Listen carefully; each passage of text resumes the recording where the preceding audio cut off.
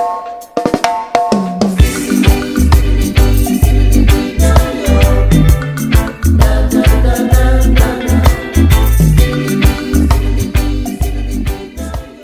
am I? Well, my name is Wajipha Chongwe, and I'm a visual artist, and I'm also a singer and performer.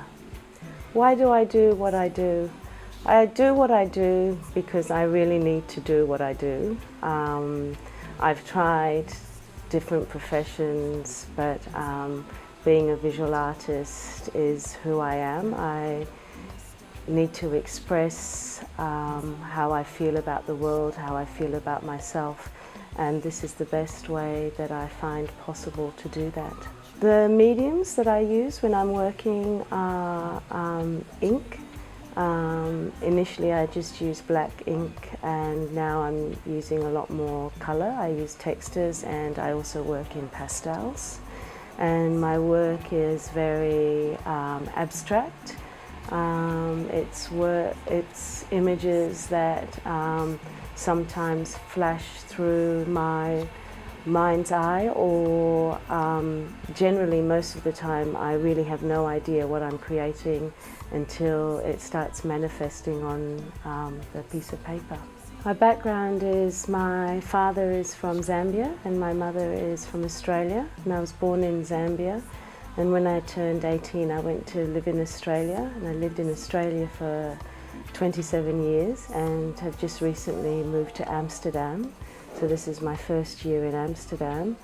I have a background in retail and have been drawing for the last 17 years, and have found my peace with drawing. What's integral to the work of the artist, I believe, is the artist's integrity, and the artist being able to express themselves in the way that they feel is the most natural way, and also an artist being allowed the space to discover and create what is uniquely their form. I feel the artist's role in society is that they can interpret things that are happening from a completely different and creative perspective. So I do believe that artists have a very integral role in society and how societies are run. They offer relief they offer people relief from what's happening around them. They are able to offer an opportunity for escapism, an opportunity for people to be involved in a world that otherwise they wouldn't be involved in. So that's why I do believe that it's really important to allow artists to be creative, to not always expect artists to do the same work or to do stuff that's fashionable, so that it allows the community and the society to see things from a different perspective. I identify mostly with tribal art. When I was growing up in Zambia, I was very much, my mother had a handcraft store, and I was very much brought up looking at tribal art, looking at lots of textiles. I like things that are quite tactile, so for me, when I've been creating art, I really wanted to have something that felt like it could draw you in, or you needed to touch it. I'm also inspired by movement. I was a street dancer when I was a teenager. We used to perform in nightclubs, and when I lived in Australia for 10 years, I worked in the health and fitness industry. So music and dance has always been integral to my life. So I've tried to create movement in my artwork. I enjoy pastels, and I enjoy ink. What I find is I love the freedom of when I'm using pastels, because there's a lot of range in movement that I can use. But then I also like the restrictions I have when I'm using ink, because there's a lot more detail and I don't have as much range of motion. So I kind of like these two opposing factors. I've done a couple of works where I've combined pastels and inks, and that's been a very frustrating process because you have the freedom with the pastels and the constriction with the ink, which kind of plays on life itself.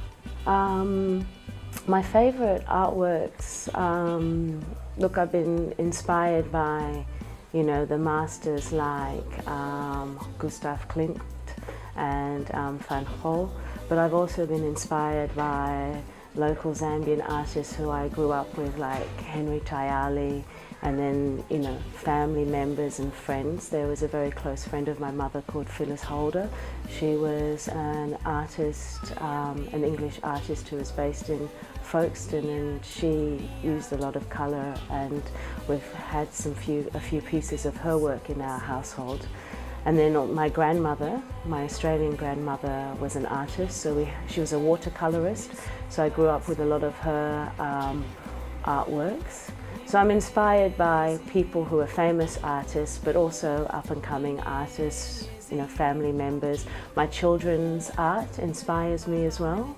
A real-life situation that has inspired me was when I was visiting my mother-in-law in France.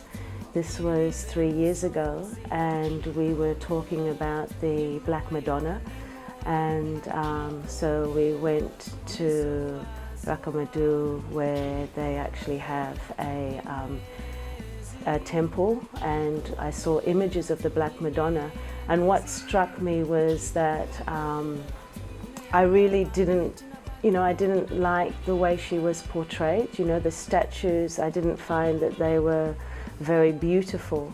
So when I went back to Australia, I did a series which were based on the Black Madonna and the concept of colour and religion. And what I found when I actually did that, because I was really trying to look at, where symbolism has taken religion, but with the drawings, the biggest message that I got through was the power of the divine feminine, which has no colour, it has no symbol. It really is the energetic combination of that feminine energy. So that was, a real life situation and inspiration for those particular works. Why art? For me, art is the key to conversation. It's the opportunity for change. It's my opportunity to express myself and to also engage in conversations with a diverse number of people. I guess an artistic outlook on life is appreciating the little things, appreciating the people that you're with, the colours around you, the relationships you have with people. Art can be a very personal thing, and it can also be a very isolating world because you spend a lot of time working on whatever it is you're creating. So for me, art really is about bringing everyone together. And when we mention art, I see art as in music, as in dance, all of the creative fields. The memorable responses I've had with my work was one particular piece, which is an image of 3 women with a heart behind them. That seems to have a lot of associations for people. In fact, when I was creating that work, I was actually thinking about a short story which was based around the friendship of women, and 3 is an integral number in my life. I have 3 children. Things seem to work in 3s. So when I did that, I was really focusing on that kind of relationship that women, that girls have, and that seems to be a piece that a lot of people have a familiarity with. What food, drink and song inspires me? Well, I'm inspired when it comes to song, not so much by a particular song. It's generally particular styles of music, usually music that you can dance to. I work a lot to music, and in the last 5 years, I was sharing a studio with my husband, and he's a music producer and a recorder, so he's had lots of different people coming in that he's worked with, and I've been working in that space, which has been really nice because I've been caught up in the movement of what's happening and the sound.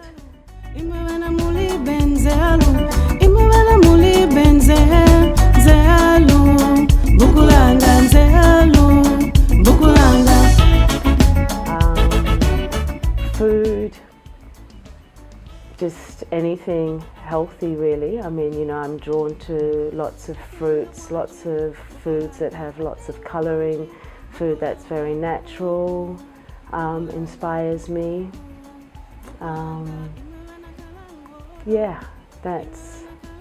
Those are the things that inspire me. What I dislike about the art world is, I guess, the competition.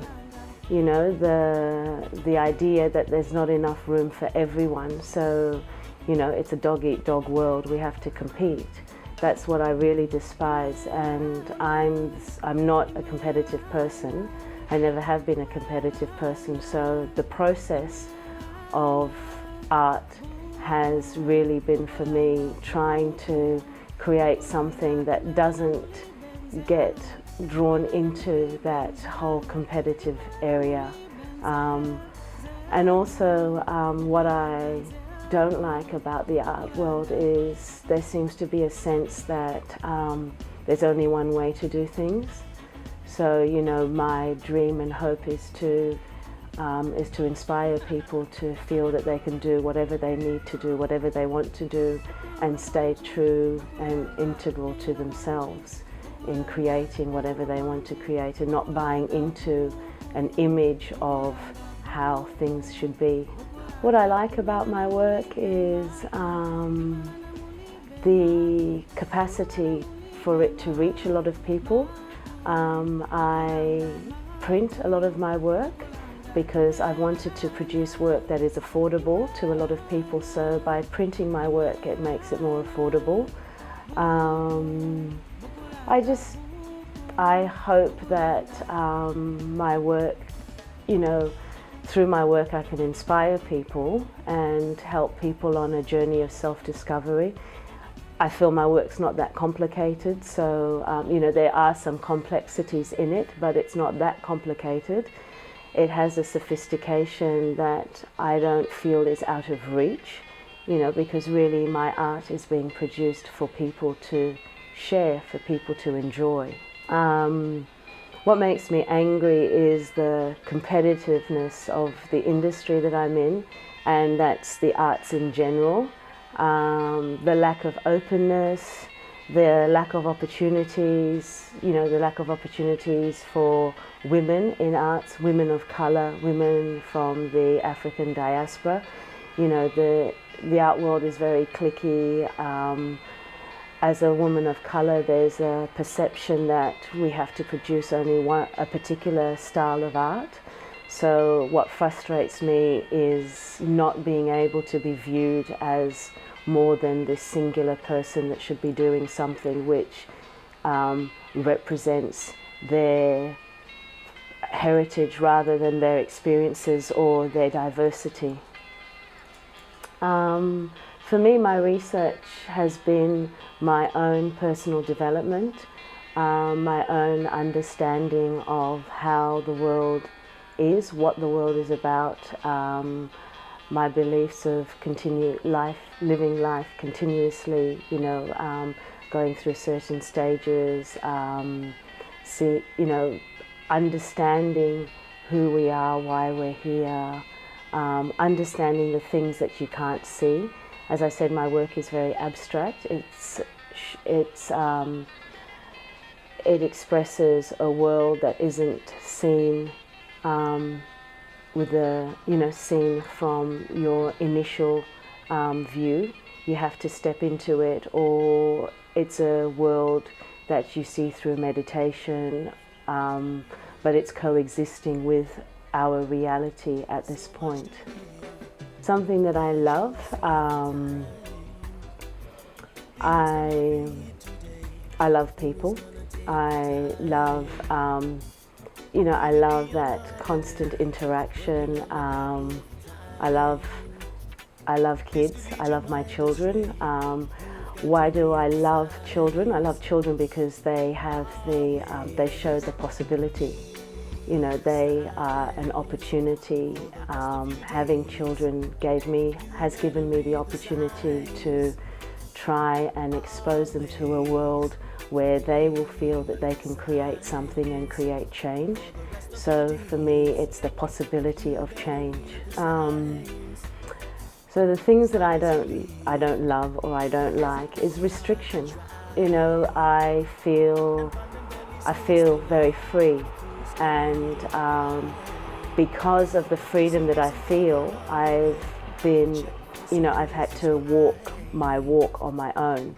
You know, because I haven't been able, you know, people haven't been able to put me in a box or to put me in a position where they think that's the best place. So being a free spirit, and a free spirit that is governed by the laws of universal law, but what I hate is the restrictions that we also put on ourselves. So it's not so much what other people put on you, it's the way we view society and how society views us.